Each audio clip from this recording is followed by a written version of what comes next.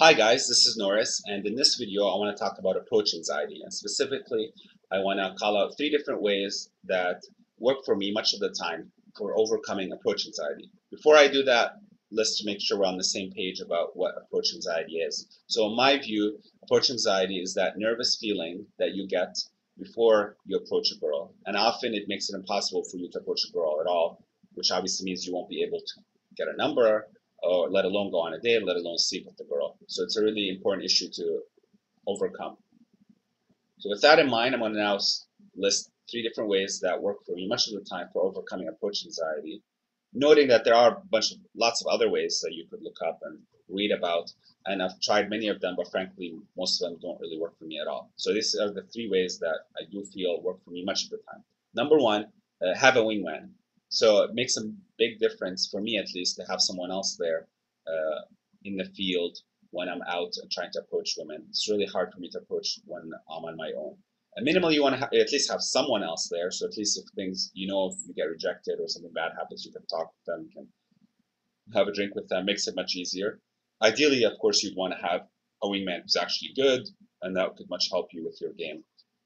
But that's a large topic on its own. Probably talk about it in a completely separate video. So number one, have a wingman. Number two, uh, drink. I mean, I don't want to be, of course, trying to encourage alcoholism here, and nor am I suggesting that I am an alcoholic myself. But frankly, it definitely helps me in overcoming approach anxiety when I've had a couple of drinks.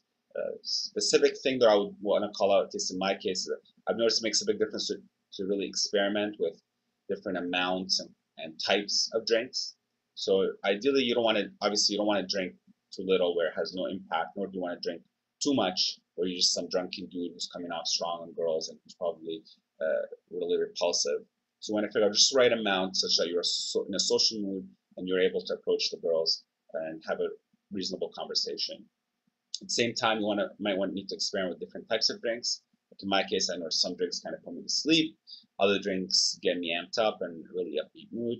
So you might need to do some experimentation there. Like in my case, I feel given I hadn't had a drink for, let's say, or haven't had anything to eat for past, say, a couple of hours, if I have AMF, it's this really sweet drink, then usually in a good mood, good mindset, for instance.